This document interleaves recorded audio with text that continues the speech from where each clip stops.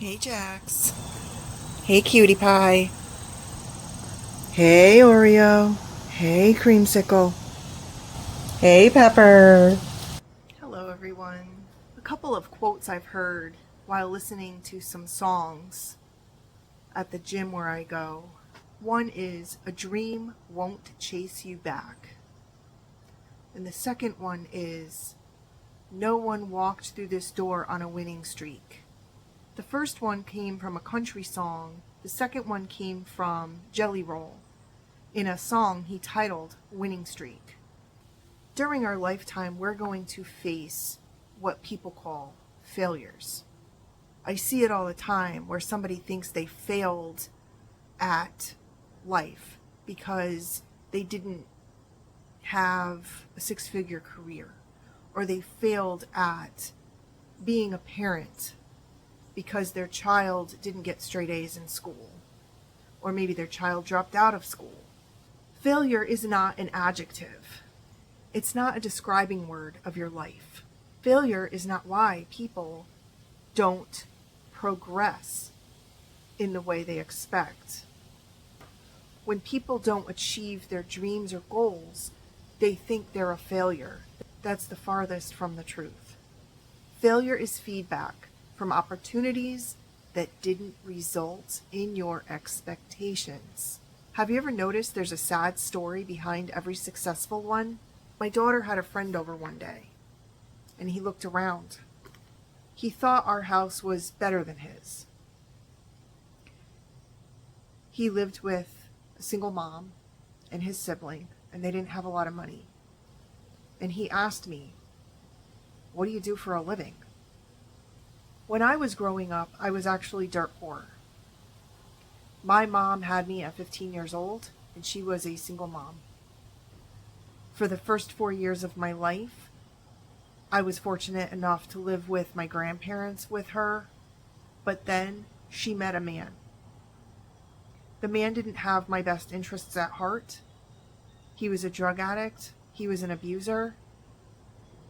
And despite my grandparents warning her about this man, she married him anyway. We had a roof over our heads. We had food on our table. I didn't have any toys. My mom didn't have the money to buy me any toys. And that's okay. I had an imagination. Soon, my mom's husband moved us to a trailer. It was a very old, run-down trailer. It needed a lot of work. It had a dirt foundation, and the bottom of the trailer was rotting through. They put some plywood down, and that's how I lived for a little while. Where I'm sitting now is my screened-in porch. My cats love it out here. I like to come out here and film on sunny days. It's nice to sit out here with my cup of coffee in the morning. Porches weren't always screened in, though. Before the screens were here, and I went and hired somebody, and it cost a lot of money.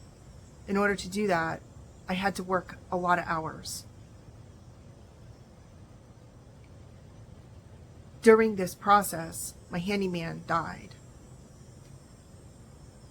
I had to find another contractor. It took twice as long, and it was twice as expensive, because by the time I did find another contractor that didn't have a year-long wait list to get in their schedule, the price of building materials went up, and I had to go get a loan to finish them. If you don't know a person's backstory, you don't know a person's struggles. You don't know what the person went through to get where they are. You might label the person or stereotype the person or maybe become envious of the person. People are often looking on the outward appearance or looking at what they have now, but they don't often see where they came from to have that. And the opposite is true. Somebody might have it all, but yet think they have nothing, very little, or that they're not successful. We rarely talk about the state of being satisfied. Most people are in the pursuit of more constantly. Have you ever thought to yourself, if I could only get rich doing this, that, the other thing, if I only could win the lottery? Have you ever thought to yourself, you're okay with where you're at, but you wish you could have more? You wish you could earn more? I have a deeper reflection about this topic. When I look around at what I do have, I'm very grateful. I knew somebody once that had an airplane. He took flying lessons and he eventually bought his own plane. But he committed a crime and went to prison. And when he got out of prison, he had no airplane anymore. It was sold to pay his legal fees. His mother went blind and then passed away from diabetes. He no longer had family. At one time, people could have looked at this man and said, he's very successful. He owns a plane. I often hear people say that if they could do something on the side, maybe a side hustle, to get out of their day job. Some people wait. They hustle. They spin their wheels. And nothing ever comes of it. I hear a lot of people on YouTube saying, nobody's watching my videos. Nothing's happening with the YouTube, but others are blowing up overnight. Other people get thousands and thousands, millions of views, but I get nothing. I hear that from people.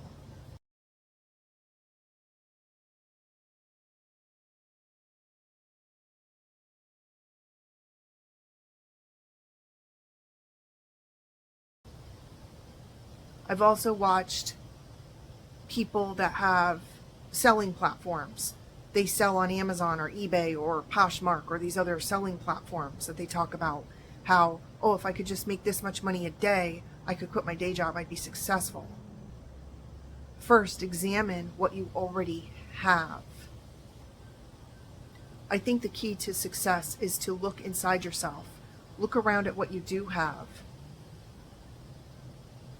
Instead of focusing on what you don't have, instead of focusing on the expectations in your life that you did not meet yet, look at what you do have and start there. You may not be pulling in 1 million views on YouTube. You may not be making $1 million on eBay. You may not be running a marathon and winning a ribbon. But what you do have is your life and where it's at now. In life coaching, they teach us, meet your client where they're at. Meet yourself where you're at. If you don't feel that you're successful in this life, if you don't feel like anything you do has a good outcome and that everything you do is a flop. I watched this guy on YouTube who makes $800 a day. But yet he sits there day after day after day and says he doesn't understand why he's such a failure. I don't know anybody that makes $800 a day doing their day job. I mean, quite frankly, I never made $800 a day working at a corporation. So for people who sit there and say, I don't know what is wrong with me, I'm such a failure, but yet they're doing more than most, I think that's part of the problem here, where we're never satisfied with what we have, and the pursuit is to chase more and more. What I'm saying is, sometimes people can't even see what they have already. I used to work in a corporate environment where the owner, he was growing 6 to 10 branches a year, but yet the branches he already had were flopping. Some of them weren't even pulling in a profit, but yet he continued to throw money at new places and throw money in the building of new places. When staff said to him, maybe if you invest in the branches you already have, and he looked at us and says, I'm not going to apologize for wanting to grow, but there's danger in that attitude. And the danger is you're not going to grow because you're not looking at the whole forest. You're looking at one tree standing before you. You didn't turn around and see there's a drought and the other trees aren't growing. So we get this mindset of, I'm a failure because I don't have this car. I'm a failure because I don't have this house. But the truth is, look at where you're at. Meet yourself there. What do you have? Stop taking for granted everything around you. It's okay to want more, but at what expense? Start appreciating what you have now. Start appreciating what you have today. This is my success story. Failure is only feedback because your expectations weren't met. You didn't win Powerball. You aren't able to afford that brand new Mercedes. You aren't able to afford the $600,000 house. Those aren't failures. What you have today is your success story. Thank you for watching. Take care.